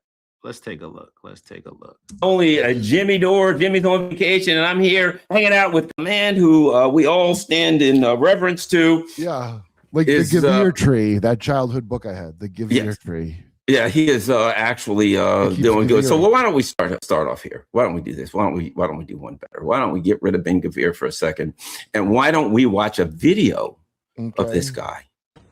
השר, ראיתי שהאיראנים אומרים שאתה מת. אני מת להוציא מחבלים להורג. עונש מוות למחבלים. You know? Now, what could he possibly be showing off? I don't know anything that he just said. But if what they're reporting, and I do trust Jimmy Dore in them, but I'll let y'all know if this is not the case. And I think I've seen this video before, actually, but let's keep going. What could he's almost presenting it like, yo, we got this new, like how Trump was talking about the West Wing or whatever wing he was building, the new edition, not the West Wing, whatever new edition is, but yeah, we got this. That's how he's almost presenting whatever this room is. Whatever this room is. I see, is this a noose? No, can't be. This guy, well, that's okay. So you may not understand that, and neither may I, but it's very, very important. And if I can ever figure out how to get this thing the hell out of here, I'll explain it. Let's go here. Ben-Gvir, Itamar Ben-Gvir, is posting videos showing off the execution chamber where he will exterminate thousands of Palestinian hostages. I mean, imagine if Hitler broadcasted videos of his gas chambers to go like this. So imagine if Hitler broadcasted videos of his gas chambers to gloat like this.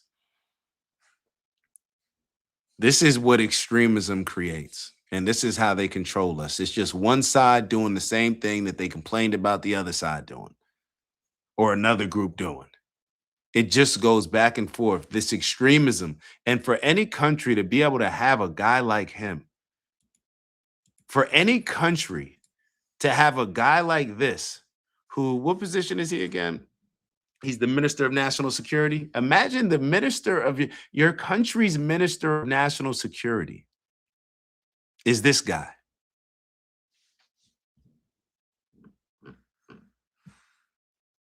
How insane is this?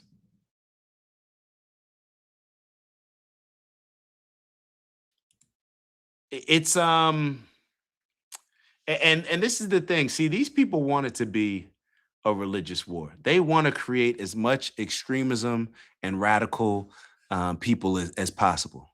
That's what they're looking to do. They're trying to create a religious war. They're trying to create wars because why? War is very addicting and maybe a dopamine rush for a lot of these people that are in office because they know that they don't have to fight the wars.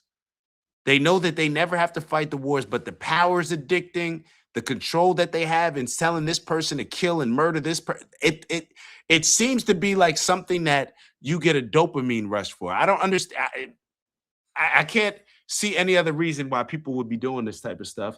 And it creates a lot of power. It's profitable. War is profitable. You could take land, you can get money, you can sell products, you can make new friends and new alliances.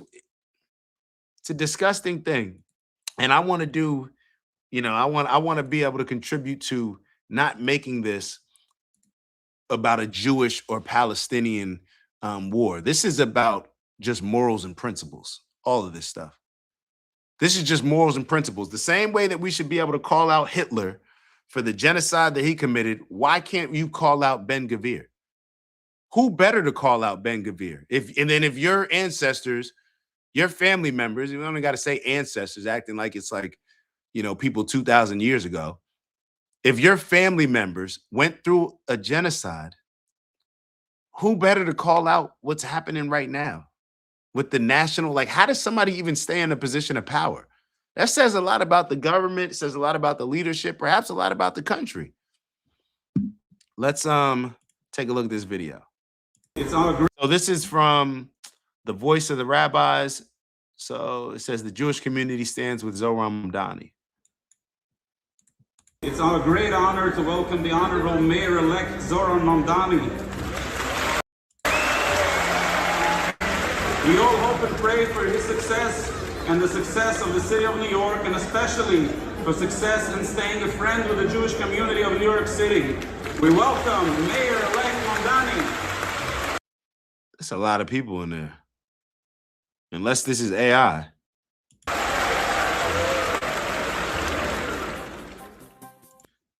And this is the thing. We're going to see a lot of people try to paint, Mamdani a particular way. Matter of fact, there's another video of Mike Huckabee. Let's play that one real quick. And we'll bring all this together, I promise. I promise y'all we'll bring this all together. Everybody is trying to radicalize, this particular situation. And even Mamdani's leaning into it. And I believe Mamdani's leaning into it in some ways. But maybe he's not. Maybe he's not.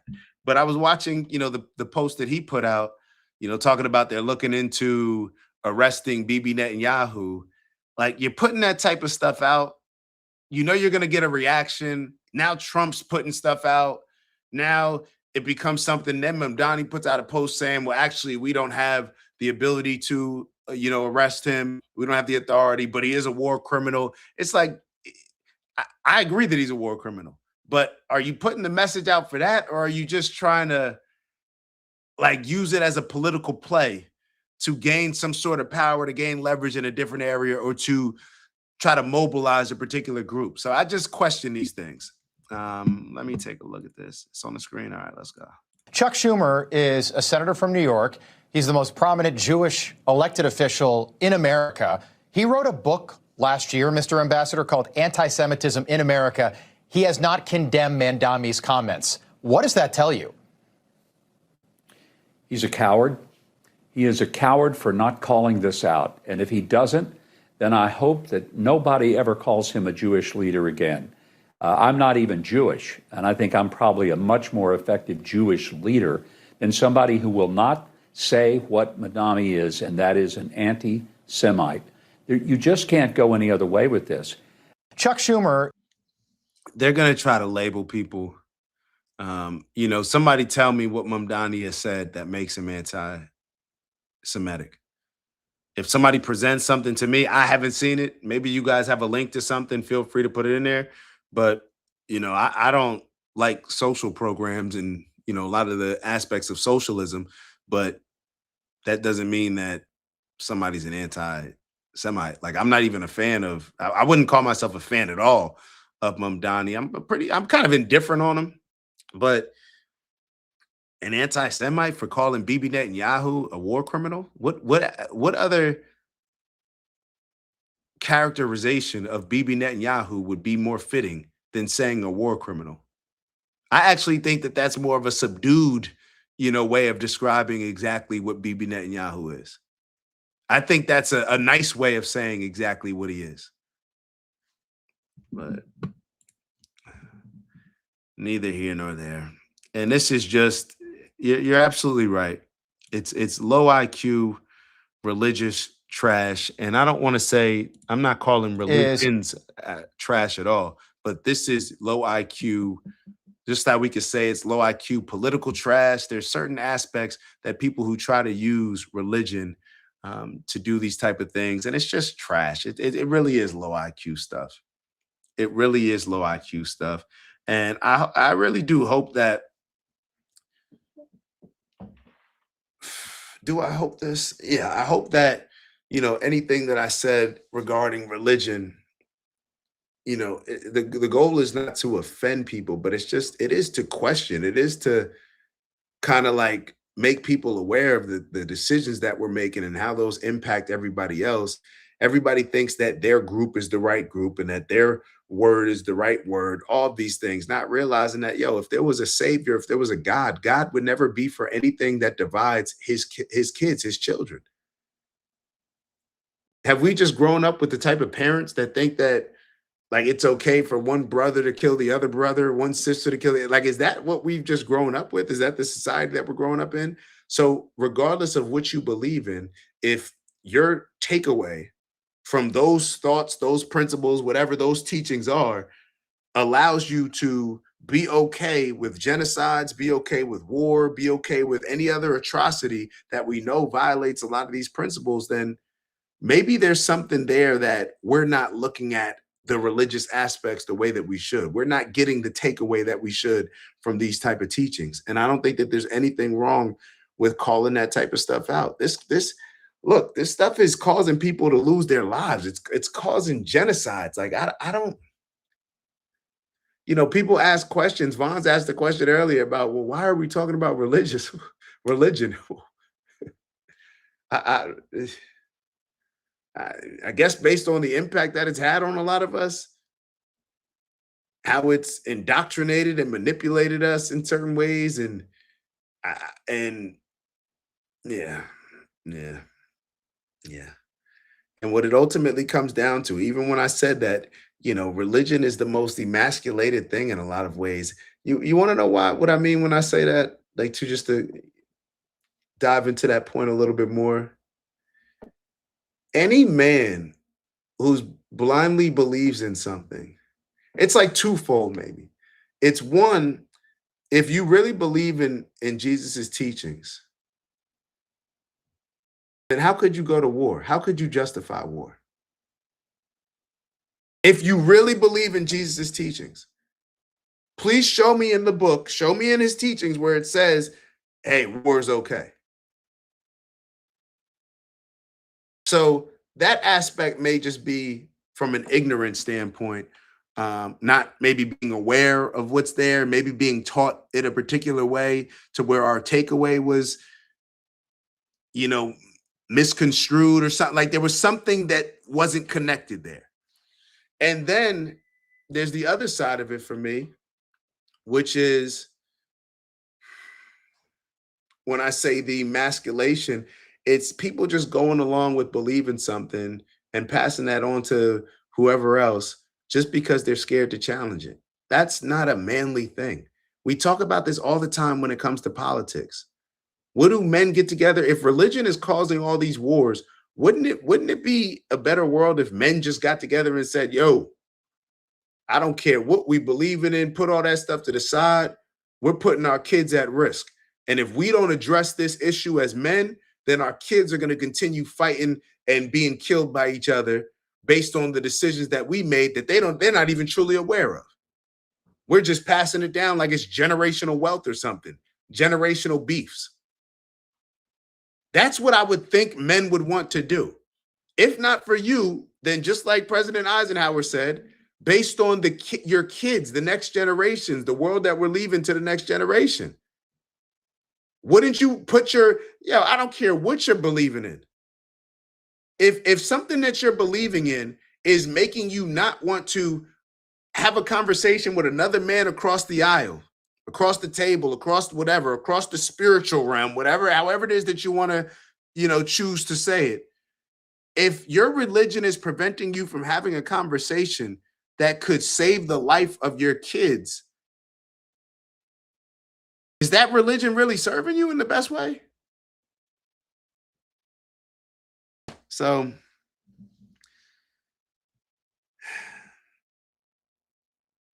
just something to consider. Just something to consider. All right, let's do our breath work. So we're going to go through it.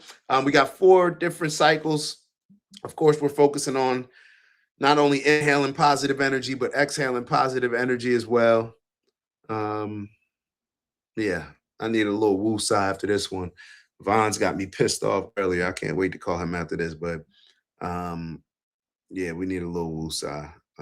I need a woosah. All right, so let's do our 4 breath cycles. 4-second inhale, 4-second hold, 4-second exhale.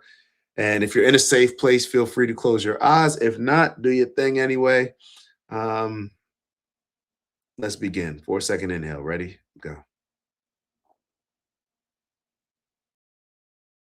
Hold.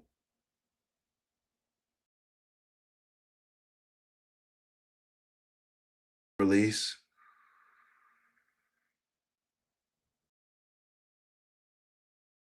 Inhale.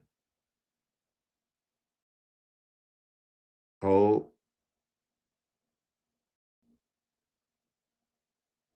Release.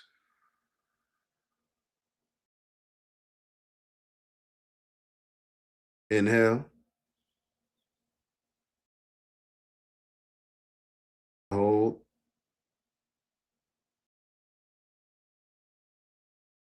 Release.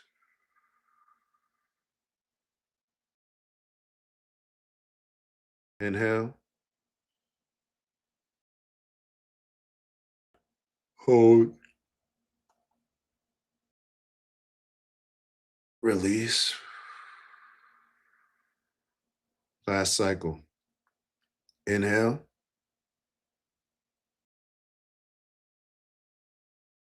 Hold.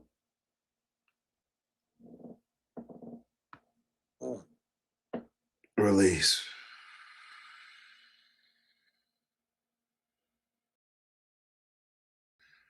All right. Do me a favor on y'all way out, hit that like button. Let's just continue to challenge ourselves. I'm definitely going to order that Whitney Webb book. I believe Critical said that it's on Whitney Webb's website. And there's a free link to order the book. So no excuse to learn. Yeah. Let's continue to strive to try to figure these things out. That's what men do.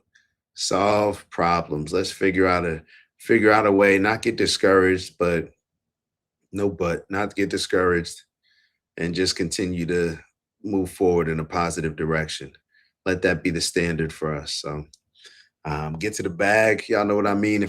When I say get to the bag, if you don't, but I mean all the things that we're doing throughout the day, throughout the week, throughout the month, throughout the years that ultimately add up to what we deliberately create, right? Think about that video from earlier. What we are deliberately creating with our energy, with our focus. The things that I like to focus on: peace, love, happiness, health, wealth, and in everything we do, integrity, and that balance of perspective, that balance, all right? Word to President Eisenhower. Let's strive for that balance, all right? I shall see y'all on, not Monday, but I'll see y'all on Tuesday, because Monday is just too quick of a turnaround, so we're going to start doing it Tuesdays and Fridays. Yeah. And great point, Critical. We can watch an accident happen in real time. The two of us will give different accounts of what happened. That's real, man. Bro, I may call you later, bro. You can feel the heaviness. You can feel your head. My bro reaching out saying like, hey, bro, you need to talk, man. Give me a call. You know, I appreciate you, brother. Always appreciate you. Everyone have a blessed day. And remember, we set out in the beginning of the week to make this our greatest week ever. Let's bring that to fruition. And on that note, I shall see y'all soon.